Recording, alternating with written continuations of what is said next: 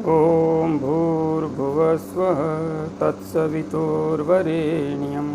भर्गो देवस्य धीमहि धियो यो नः प्रचोदयात्। उस प्राण स्वरूप, दुखनाशक, सुख स्वरूप, श्रेष्ठ, तेजस्वी, पापनाशक देव स्वरूप परमात्मा को हम अपनी अंतरात्मा में धारण करें। वह परमात्मा हमारी बुद्धि को सतमार्ग की ओर प्रेरित करे। भाइयों बहनों, जय श्री राम, जय गुरुदेव, जय माँ आदिशक्ति। खेचरी मुद्रा। खेचरी मुद्रा के संबंध में साधना पथ पर आगे बढ़ने वाला प्रत्येक साधक अत्यंत जिज्ञासु रहता है, क्योंकि खेचरी मुद्रा के संबंध में अधिकांश ग्रंथों में बहुत ही विस्तार से भी लिखा हुआ है और इसकी महिमा को भी अत्यंत विस्तृत बताया है, महान बताया है। भाइयों बहनों, आखिरकार खेचरी मुद्रा इतनी महत्वपूर्ण क्यों है और इसे अध्यात्म मार्ग पर आगे बढ़ने वाले साधक के लिए समस्त सिद्धियों की जननी क्यों माना जाता है? रहस्य गहराई युक्त है। जब हम खेचरी मुद्रा का गहनता से अनुसंधान करते हैं, अन्वेषण करते हैं, तो हमें सर्वप्रथम खेचर शब्द को समझना होगा। खेचर, जो खे का अर्थ होता है आकाश और चर का अर्थ होता है विचरण करना, अर्थात जो आकाश में विचरण करता है वह खेचर है। इस शब्द का प्रयोग पक्षी के लिए किया जाता है, किंतु यहाँ पर साधना मार्ग की बात हो रही है, इसलिए यहाँ पर पक्षी शब्द से कोई भी अर्थ नहीं है, कोई भी औचित्य नहीं है। तो आखिरकार कौन है जो खेचरी मुद्रा का अभ्यास करने पर खेचरगामी हो जाएगा? क्योंकि योग ग्रंथों में लिखा हुआ है कि खेचरी मुद्रा का अभ्यास करने से साधक आकाशगामी हो जाता है, उसे आकाश गमन की सिद्धि प्राप्त हो जाती है। यदि वर्तमान परिप्रेक्ष्य में इस सिद्धि का हम गहराई से अनुसंधान भी करते हैं तो हमें एक भी व्यक्ति ऐसा नहीं दिखाई देता जो आकाश मार्ग से विचरण करता हुआ कभी हमने देखा हो या सुना हो।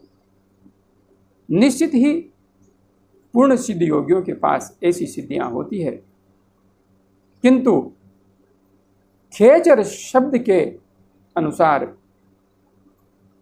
आकाश मार्ग पर विचरण करने का जो मूल भाव है, जो मूल तात्पर्य है, वह कुछ अलग है। जब साधक यम नियम का पालन करते हुए आसन, प्राणायाम, प्रत्याहार, धारणा, ध्यान का अभ्यास करता है तो साधक का प्राण सुषुम्ना मार्ग में प्रवाहित होता हुआ मूलाधार से स्वादिष्ठान, स्वादिष्ठान से मणिपूरक, मणिपूरक चक्र से अनाहत, अनाहत से विशुद्धि चक्र और विशुद्धि चक्र से आज्ञा चक्र तक पहुंचता है।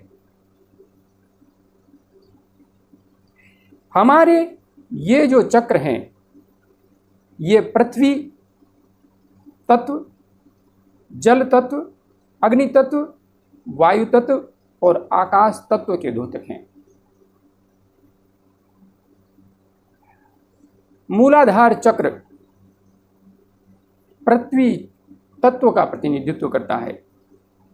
जब कोई भी साधक शुरुआत करता है तो उसकी ऊर्जा, उसकी चेतना मूलाधार चक्र पर स्थिर रहती है और जैसे ही वो प्राणों को सम करके सुषुम्ना मार्ग से अपने प्राणों को प्रवाहित करता है, ध्यान करता है, प्राणायाम करता है, तो सुषुम्ना मार्ग से उसके प्राण ऊर्ध्व होने लगते हैं और वह पृथ्वी तत्व से जल तत्व के क्षेत्र में प्रवेश करता है। मूलाधार चक्र पर प्राणों के जागरण के समय उसे विभिन्न लक्षणों का अनुभव होता है। जैसे ही उसकी ऊर्जा स्वादिष्ठान चक्र पर पहुंचती है तो जल तत्व को प्रभावित करने वाले विभिन्न लक्षण साधक के शरीर में दृष्टिगोचर होने लगते हैं।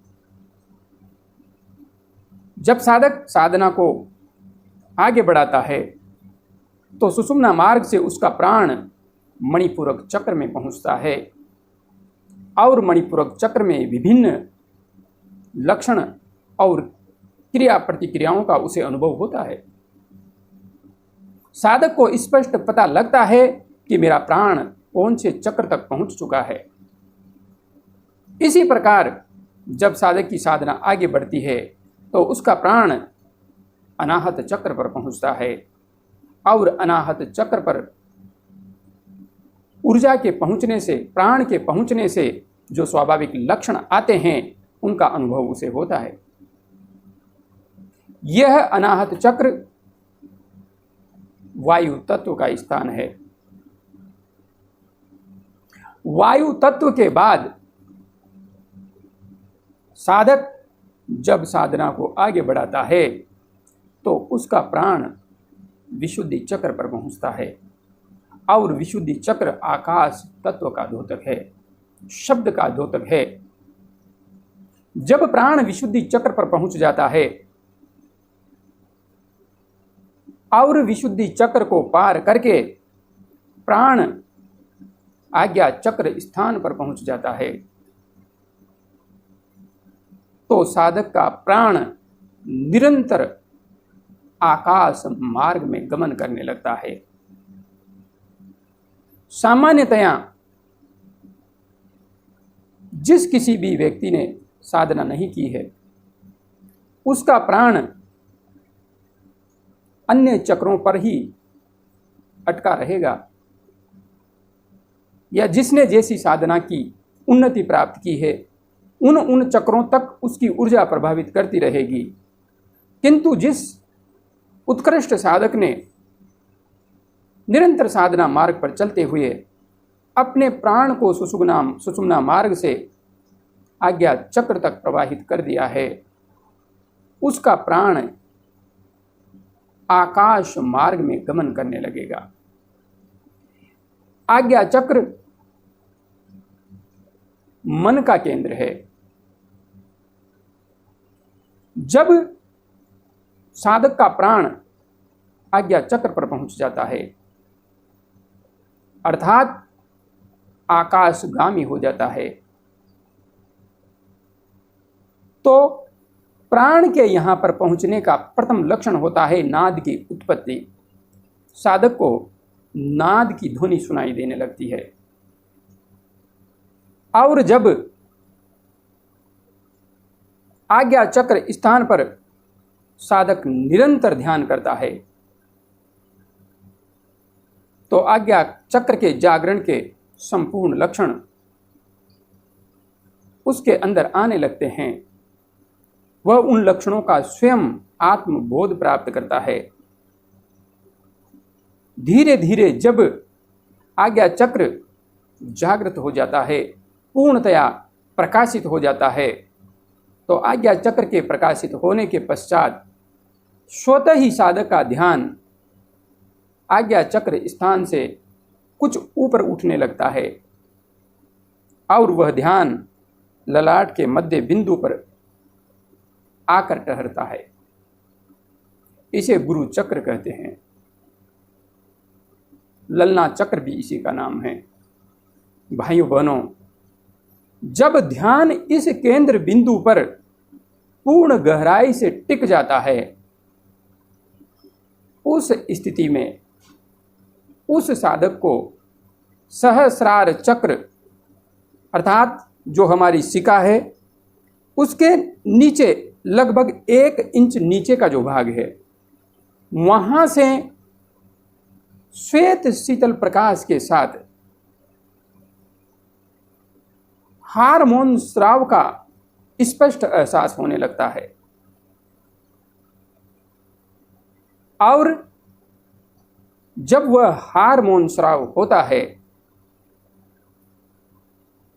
तो उसके स्वाद का साधक को स्पष्ट रूप से अनुभव होता है, क्योंकि जब वह वहां से टिपकता है तो मुंह में आके गिरता है और मुंह ध्यान करते हुए उस स्राव से भर जाता है। जब साधक उस मीठे रस को पेट में निगलता है तो जैसे ही वह दिव्य रस पेट में जाता है, नाभि में पहुंचता है, तो पेट में अत्यंत शीतलता एवं ठंडकता का एहसास होता है। और यहां से साधक के जीवन में एक नई घटना का सूत्रपात होता है। यह जो श्राव हो रहा है, इसी श्राव को वैदिक ग्रंथों ने अमृत का नाम दिया है। और इस श्राव के परिणाम स्वरूप, इस अमृत के प्राप्ति के परिणाम स्वरूप साधक के शरीर में दिव्य लक्षण उत्पन्न होने लगते हैं। प्रथम तो साधक की जितनी आयु है उससे बहुत कम साधक की आयु दिखाई देने लगती है।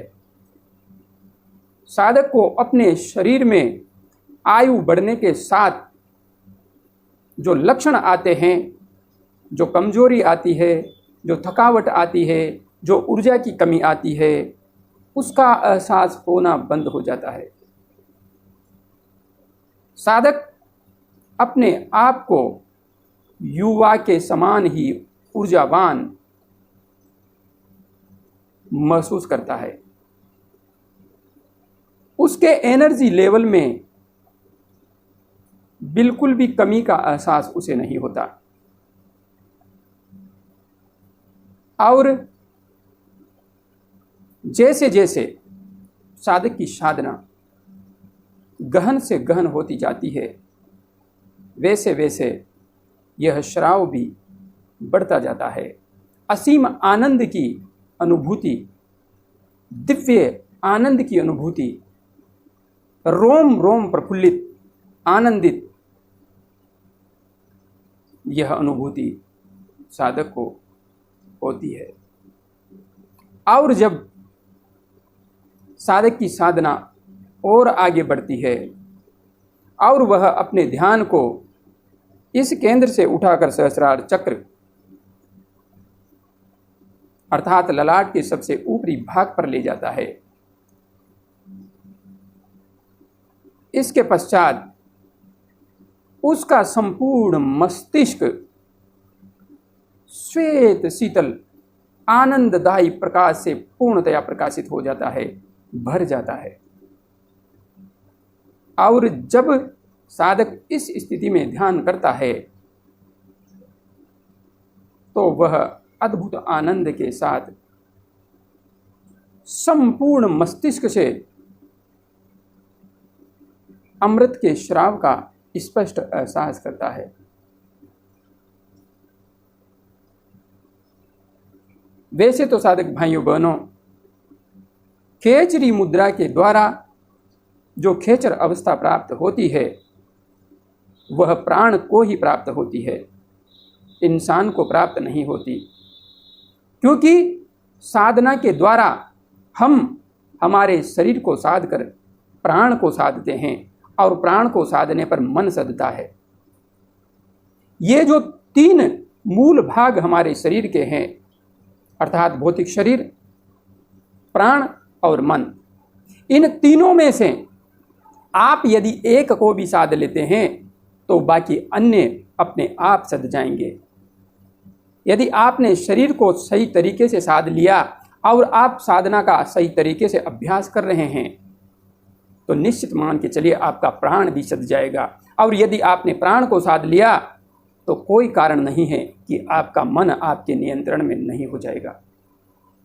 इसलिए आकाश मार्ग पर गमन करने वाला हमारा प्राण है, और जब यह प्राण खेचर बन जाता है तो यह अमृत को प्राप्त कर लेता है, और इस अमृत के प्रभाव से आपके शरीर पर दिव्य प्रभाव उत्पन्न होंगे। और इसके बाद में इस अमृत के स्राव से जो आपके व्यक्तित्व को देवत्व प्राप्त होगा, उस देवत्व के द्वारा विभिन्न सिद्धियों का साधक के अंदर उतरना एक स्वाभाविक प्रक्रिया के रूप में देखा जाता है। वैसे खेचरी मुद्रा के संबंध में आगे की प्रक्रिया यह बताई जाती है कि जिह्वा को मुड़ाकर जो तालु मूल का जो छिद्र है उसमें प्रविष्ट करवाकर ध्यान करने पर जो सिद्धि प्राप्त होती है उसे खेचरी मुद्रा कहते हैं। लेकिन भाइयों बहनों, मैं आपको यहाँ पर स्पष्ट रूप से बता देना चाहता हूँ, यदि किसी व्यक्ति की जिह्वा तालु मूल के छिद्र में प्रविष्ट हो भी जाती है और उसने आज्ञा चक्र पर ध्यान की पूर्ण गहराई को प्राप्त नहीं किया है, तो जिह्वा को इस छिद्र में प्रविष्ट करवाने से कोई भी लाभ प्राप्त नहीं होगा।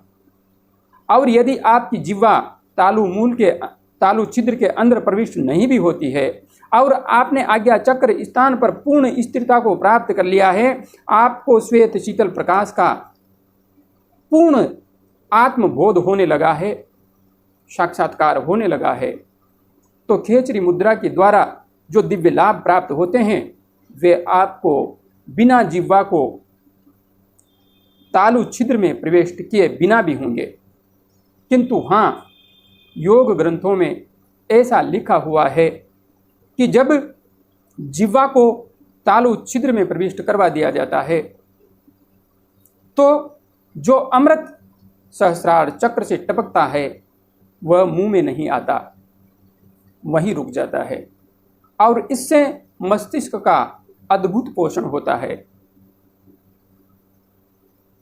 क्योंकि अमृत जब मुंह में गिरता है तो पेट में चला जाता है, और पेट में जाने के बाद में वह उसका पाचन हो जाता है और उसका प्रभाव संपूर्ण शरीर में व्याप्त हो जाता है।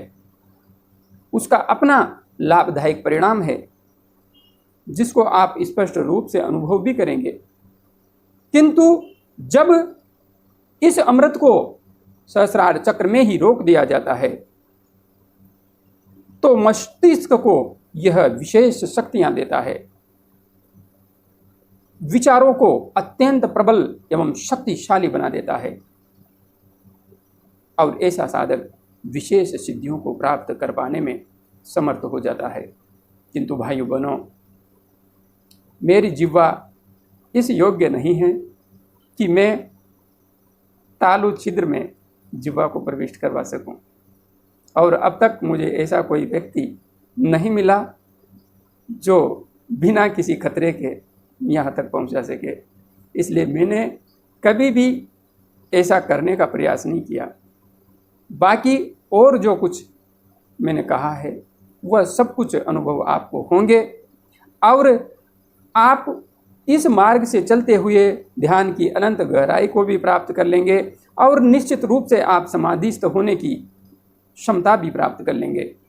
लेकिन यदि आप जिह्वा को ऊपर तालु छिद्र में पहुंचाने का प्रयास करते हैं तो मैं आपको इसकी सलाह बिल्कुल भी नहीं दूंगा, क्योंकि ऐसा करते हुए यदि आपने जिह्वा को काटा तो हो सकता है आप अपनी वाणी को खो दें। इसलिए कम से कम ऐसा न करें। यदि आप जिह्वा को दोहन और चालन के माध्यम से लंबा करना चाहते हैं तो प्रयास कर सकते हैं। किसी किसी व्यक्ति की जिह्वा अधिक लंबी होती है तो हो सकता है सामान्यतया ही थोड़ा प्रयास करने से ही उस साधक की जिह्वा तालु छिद्र में प्रविष्ट हो जाए, किंतु मुझे तो बिल्कुल भी नहीं लगता कि मेरी जिह्वा वहाँ तक पहुँच सकती है। आपको मैं विशिष्ट रूप से दिखा देता हूँ, क्योंकि नीचे जिह्वा के नीचे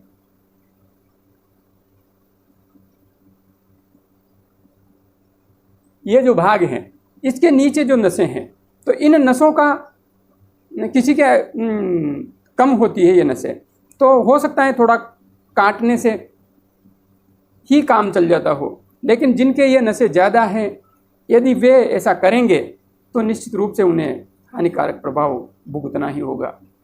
इसलिए आप साधना कीजिए, आपको लाभ मिलेंगे, किंतु कम से कम ऐसी रिस्क नहीं ले, ऐसा खतरा नहीं ले जिससे कि आपको अधिक भयानक परिणाम भुगतना पड़ जाए।